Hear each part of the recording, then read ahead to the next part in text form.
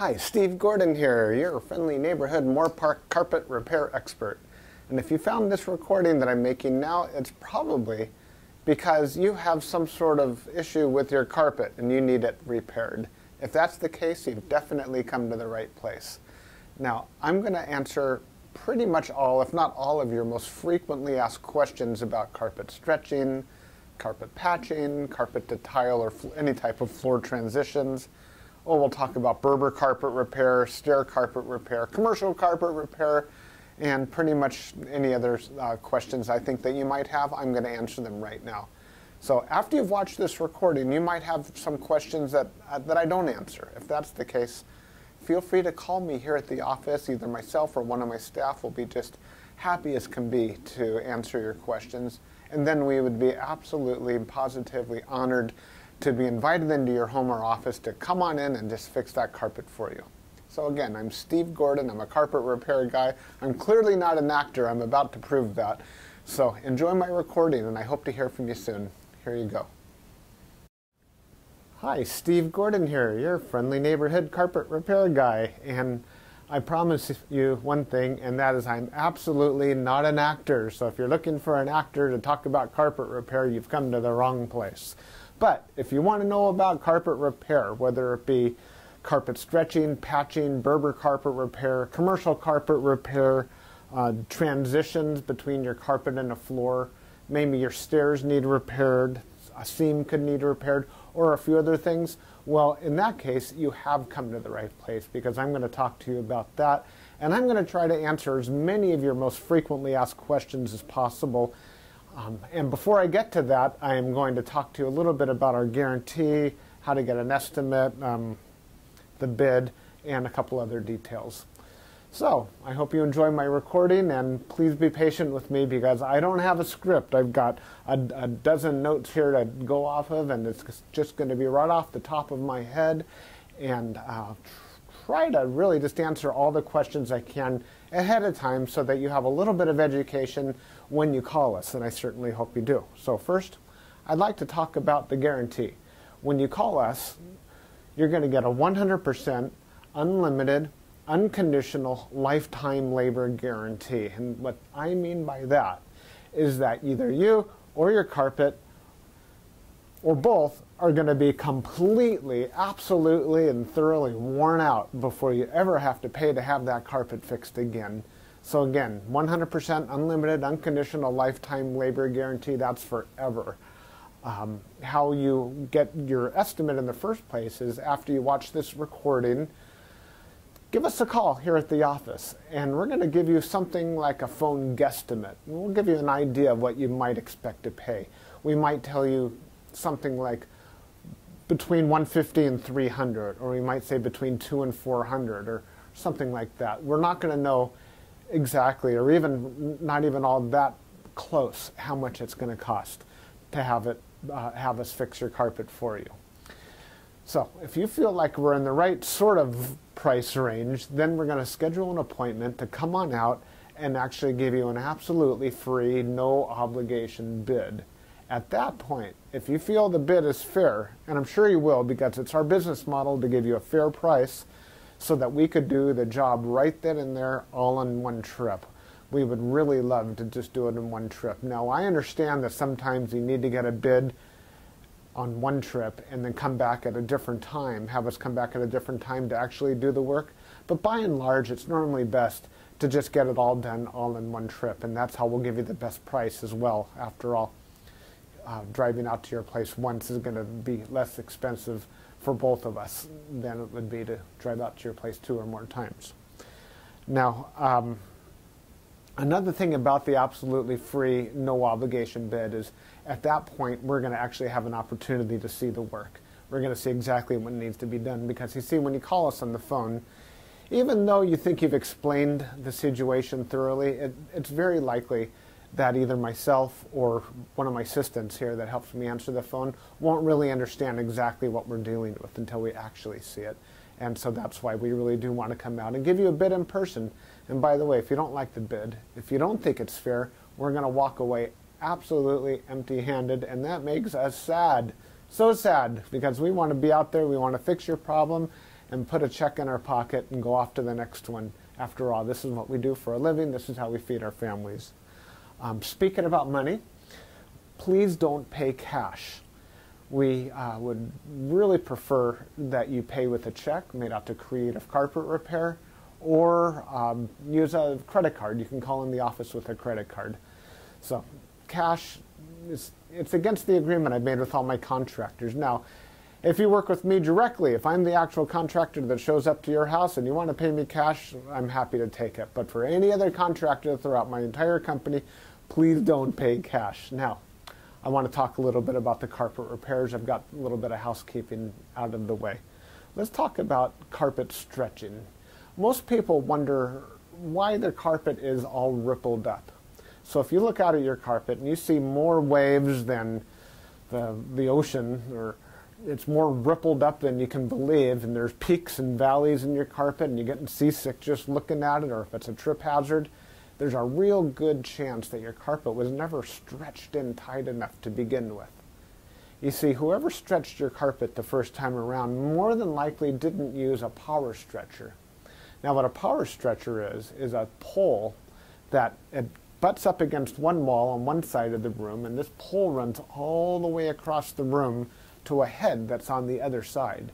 And when we push down on this handle, the carpet gets stretched, and it gets stretched so tight that we have no doubt at all that we're going to be able to live up to that unlimited, unconditional lifetime waiver guarantee. That carpet will never ripple up again. You have my absolute word of honor on that. And if I'm wrong, we'll do it again for no charge at all. When we stretch carpet in a room, it's always best to have the room completely empty. We can empty the furniture out of the room for you if that's what you need, but more often than not, the customer will want to get as much as possible out of the way. Now, don't strain yourself. Don't go moving a giant king-size bed or a dresser that weighs, more than 10 elephants. That's not cool. We have special tools. We have these sliders that we can put underneath the legs of the furniture. So even if your dresser weighs a couple hundred pounds and is harder than heck to move, we get those sliders underneath there, and we can move that stuff around if that's what we need to do. So don't strain yourself moving the furniture.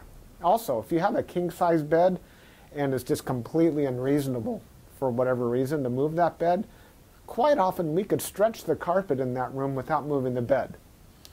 It's a lot more work.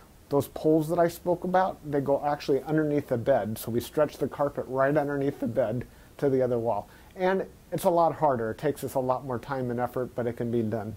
So that's a little bit about carpet stretching. We use a power stretcher. We don't just kick it in with our little Susie Homemaker little knee kicker, and it leaves a little bit of extra carpet at the end. We cut off that excess, and you'll see how much carpet we cut off when we're done. We throw it in a bag, and we tuck in the carpet along the edge, and boy, life is good. It looks so much better. One thing that you might be aware of when we finish, though, is if you had large ripples, the carpet could be soiled along the top ridge of those ripples more than at the valleys, and that makes sense. Where you're walking, that's where it's going to get more dirt. So after you stretch the carpet is a real good time to have the carpet cleaned. Also, the carpet's out of the room, and the furniture is out of the room, and it's just a great time to clean the carpet. It looks a lot better at that point. Mind you, like I said, this is unscripted, so I'm just going to talk to you about carpet repair. Now let's talk about Berber carpet repair for a minute. Berber carpet repair has rows. Well, Berber carpet has rows. And actually the word Berber carpet, or the name Berber, it isn't exactly accurate. Berber carpet actually comes from a place out in the Middle East, country or countryside, where the area is called Berber, the Berber people or something like that. Anyhow, it's a very expensive rug, Berber rug. That's the actual meaning of the word Berber rug. The Berber carpets that we find today are very similar. There's loops and there's rows, and if you pull on one of those loops, or rows becomes unglued somehow, it could make a run, what we call a Berber run. So when you pull on that thread, it's like it's unzipping right in front of you. It's like, oh my gosh, what has happened? I've got this zipper run going all the way across the room. Now your higher end Berber carpet, that doesn't likely happen. It almost never does. But the lower end, middle of the road and lower end Berber carpet runs all the time. So when we fix a Berber carpet, what we're going to want to do is take out the bad area and patch a new piece in there. Sometimes we could actually weave a little bit of some new loops right into the place where that carpet is come unfurled. But more than likely, we're going to want to put in a Berber patch in that area. One reason that Berber comes apart at the seams is because the carpet was never sealed at the seams well enough to begin with. Your carpet installer that originally installed that carpet was supposed to use a latex sealer or even a glue gun or something to seal the edges of the carpet. Now, if they don't seal the edges of the carpet, that's one reason that Berber carpet is just going to unfurl like crazy. So when we put in a patch or fix a Berber carpet, that area gets sealed. Now, we give the unlimited, unconditional lifetime waiver guarantee on Berber carpet as well. But mind you, just because, let's say you have a 12-foot seam and we fix 3 feet of it, that's the part that we guarantee. The rest of the seam we're not going to touch. And you may have a problem with that in the future. And that's certainly not our business to cover something we've never actually worked on before. Now, after Berber carpet patching, I'll just talk about carpet patching in general. And this includes the Berber. When you call us to have your carpet patched, the first thing that we're going to ask you is if you have any extra carpet to do the patch with. If the answer is yes, well, we're golden. We're ready to do the job. If you say no, you don't have any extra carpet to do the patch with, we'll ask, well, can we take the carpet from a closet or maybe even from underneath a piece of furniture? Because what we can do is we can take a piece of carpet from a closet and patch it right into your damaged area. And it usually works out really well. Most people would rather have a piece of carpet missing out of their closet than have a terrible, nasty area in the middle of their room where they'll see it all the time. After all, inside the closet, you usually have that covered up with shoes and old photographs and baseball bats and everything you've ever collected in your life. More about carpet patching is if you don't have the carpet to do the patch, there's really nothing I can do to help you. So you're going to need to find that carpet to do the patch with before you bother having us come out there, because if we don't have the carpet to do the patch, we're stuck. Our hands are really tied. There's nothing we can do. Now, you're probably wondering how the patch is going to look when we're finished. It's real hard to say, especially in a recording like this. So just between you and me and a million of our closest friends here watching this recording through time, that patch is likely to be visible. You see, if you take a piece of carpet that's never been walked on, it's never been soiled, it's never seen the light from the window coming in so it hasn't faded out, and you take that brand new looking type of carpet or piece of carpet and patch it in to an area that has been worn, it has been soiled, it has been faded out by the sunlight, well, certainly you're going to see the difference between the new carpet and the older carpet because it's patched right in the middle there. Certainly it's going to look a lot better than the situation you probably have right now, but patches are visible. Another reason a patch might be visible would be because, well, thick carpet, thick nap or plush carpet hides the seams quite well. A short nap carpet, like a Berber carpet, for example, or any of the commercial type carpets, they're very short nap. They show the seams far more. Another thing is that the rows have something to do with it. When we cut a carpet in the same direction as the row of the carpet, well, those seams are by and large less visible than the seams that we cut that cross the rows. When we cross the row, well, it's unavoidable to do that if that's what we have to do to make a patch. And those seams stand out a little bit more than the ones that go along with the rows. So carpet patching, that's what we specialize in. We could absolutely do that for you. Have the carpet available for us, and we also back up our patches forever, just like everything else, just forever and ever and ever. That patch will never come up. After patching, well, we could talk a little bit about pet damage also when we talk about patching. If you have an animal, a dog or a cat, or I've even seen it's been a bunny or a few other animals that have actually gotten locked behind a closed door, what'll happen is they'll get that separation anxiety and they'll try to dig their way out and they'll just rip the heck out of the carpet. That's one of the main reasons we'll do carpet patching. If that's the case, well, certainly it's just like any other patch. You supply the carpet, we'll put it in. However, if that animal didn't tear up the carpet, if they actually urinated on the carpet, there's a whole other thing we can do about that, and I'm going to need your help for that. What we'll do is we're going to ask you to go to the pet store or go online and buy twice as much of a product as you think you're going to need, maybe 4 times as much, to actually kill the odor. Now, the product I'm talking about is actually an enzyme, and what we'll do is we'll pull back the carpet, we'll remove the padding, clean the floor, and you'll pour this enzyme onto the floors underneath it all. And that enzyme will eat up all the proteins that contribute to the smell of the urine in your carpet. Then we'll put in new padding, and you'll pour that enzyme cleaner all over the backing of the carpet as well at that time. I'll reinstall the carpet, and then one more time we'll use that cleaner and we'll just soak that area of the carpet with that enzyme one more time. And that's likely to kill the scent altogether. That smell should be completely gone. If not, it's probably because your animal found another place that you don't even know about, and I'm sorry about that. There's nothing we could do about your animal. Now that we've spoken about pet damage, I like to talk about carpet to floor transitions. A lot of people call us because they've put in a new floor. Maybe it's a tile or a wood floor, and their carpet now needs to be finished along that edge. More often than not, we don't need to put in any kind of metal there.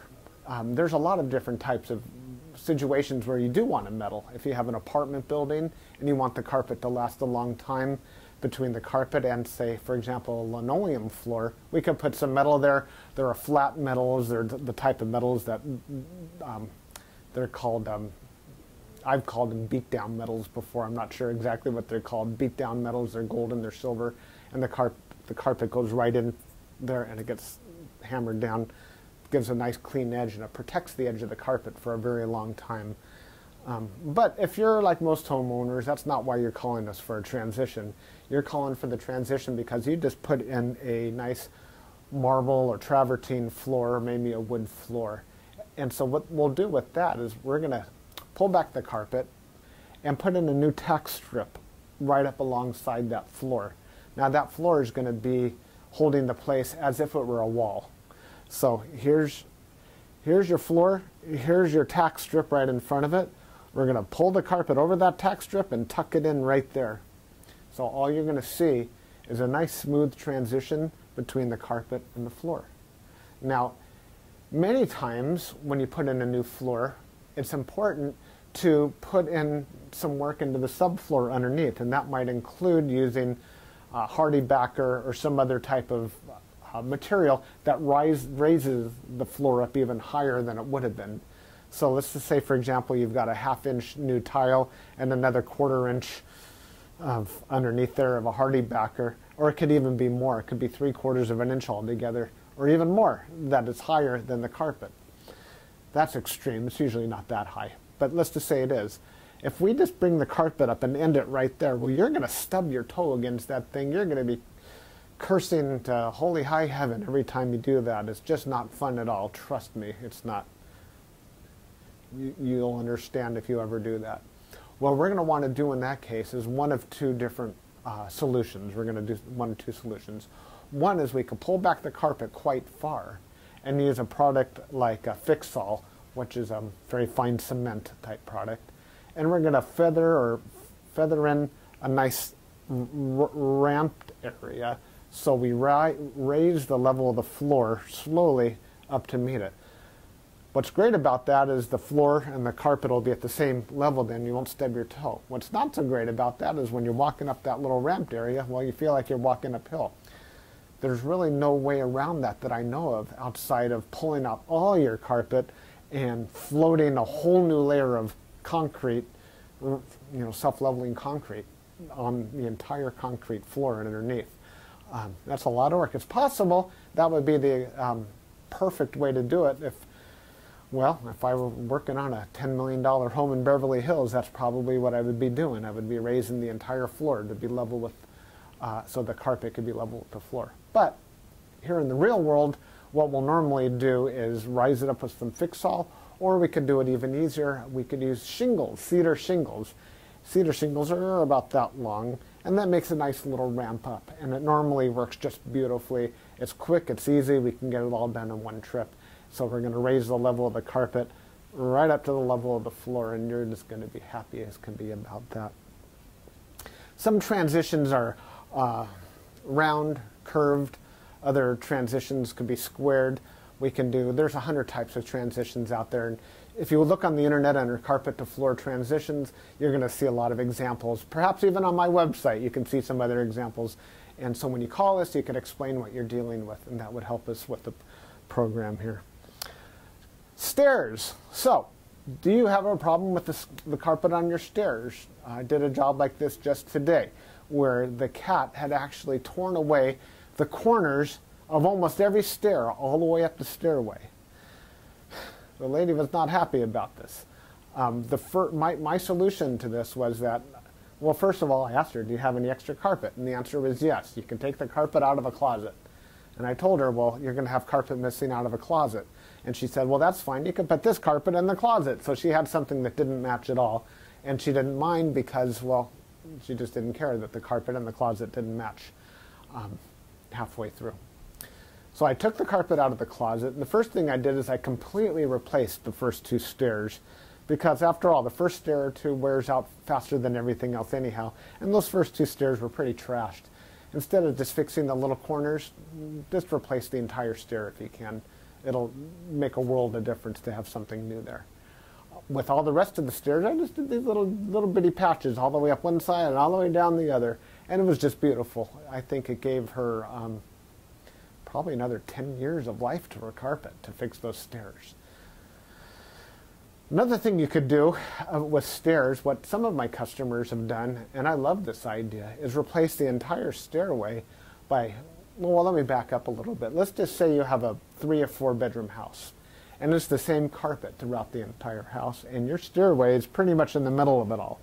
And if you replace the carpet on your stairs, well, it's going to be a slightly different color than the rest of your carpet, and that's going to look low class, and we don't like that, do we? No, we don't. What I would suggest in that case is that we take the smallest room in the house, maybe a small bedroom or nursery, and pull the carpet out completely from the smallest room in the house and buy new carpet for that room. Then we have maybe a 12 by 12 piece of carpet, and we can replace the entire stairway with that carpet. That way it matches the entire rest of the house except for that one room. That'll easily save you $4,000, $5,000, $6,000, $7,000 right there. And it's a lot less work too. So I like that idea. You get a whole new stairway. A lot of people, you walk in the front door and there's the stairway right there. If the stairs look bad, it's hard to recover from that first impression. So take my word for it. That's a really great way of going. Now stairs. Commercial carpet repair. If you have commercial carpet and that needs to be repaired, it either has ripples and waves or it needs a patch. If it's rippled, it might need to be stretched. We've already talked about carpet stretching. On the other hand, it might have a different issue. It could be your commercial carpet was glued down to concrete to begin with. If that's the case, what we do is we actually take a knife and we just cut right down the middle of those ripples, cut right down those bubbles, and we will re-glue the carpet right underneath there and smush it all down, and believe it or not, those bubbles are going to be completely gone. They might be completely invisible when we're finished. You won't even see where we cut it, because where we cut it is exactly where we put it back together. The carpet will be nice and tacky before we push it back down. It's a great solution. But if the carpet needs to be stretched, well, we have to get the power stretcher out, and we'll fix it up that way. Now, if your carpet in your commercial building, say you have an office, is because, let's just say that you removed a wall between two rooms. If that's the case, you may have a strip of carpet that's missing. It's always a great idea to just get a completely different color. So if you have blue commercial carpet, go get a piece of red or black. Just something completely different, because a strip, a patch going all the way down through the middle of the room that's just a little bit off, it looks low class again. But if we put a strip of red down the room, or burgundy or black, people walk in and they go, oh yeah, these people have got some class. They got a decorative idea. So that's just my opinion. Use a completely different color if it's something goes all the way across the room. Now if it's just a patch, a small patch for whatever reason, and you have a little extra carpet, we can always patch it in with whatever you have. Seam repair. Good news and bad news. The good news about seam repair is that we can make your carpet so the seam doesn't keep getting worse. The bad news is that if it looks bad now, it's probably not going to ever look good again, regardless of what we do to it. Seams have to be done properly the first time. You see, when we seam a carpet together before it's installed, we'll use a straight edge and we'll cut down both sides of the carpet, and then we're going to seal the carpet on both edges, and then we're going to seam it together, and it'll be perfect. When it's completely cooled down, then we stretch it in. If we go back and try to open up the seam and cut that carpet off and try to bring it together, the chances of it ever looking better are right around 0. So I'm sorry to tell you that your seam repair, we can make it possibly look a little bit better. We can make it stop getting worse. We can make it not be a trip hazard any longer. But don't have your expectations too high when it comes to seam repair. The last thing I want to talk about is flood damage. Now, if you're watching this right now and you've got a flooded out carpet, you are in a world of hurt, and I'm sorry. The first thing I would do if I were you is probably have about 3 fingers of scotch. And then I would go ahead and get an extractor, like a hot water extractor. You can rent them at the just about any rental yard, and just start extracting all the water. Pull back the carpet, get rid of all the padding that's underneath your carpet. Rent a couple of blowers, or as many blowers as you need, and these things, they kind of look like a snail. As a matter of fact, that's their nickname in the field. We call them a snail. And they're shaped like that, and boy do they ever blow. And you can blow dry the whole underneath of your carpet. Set it up and get that carpet completely dry. At that stage, that's when you call us, and we can supply new padding, put a new pad, reinstall your carpet, clean the carpet for you if you're in an area that we do carpet cleaning, and life is good. You can put your furniture back and you'll be happy again. You don't have to do it yourself. If you want to call a company, even ours, depending on your area, can do that extraction for you as well. Now, if it's really flooded, I mean, seriously, like you're ankle deep in water, don't even bother. It's beyond almost everybody's ability. That means that your baseboards are all going to be all wet. A professional company will come in, remove your baseboards, and we don't do that ourselves. They'll remove your baseboards, they'll drill holes in the wall, attach blowers to your walls, and blow dry the entire area, inside the walls and out, the carpet, the floor, the whole shebang. And then we can come in and put the carpet back down at that point. So I hope that I've answered your questions.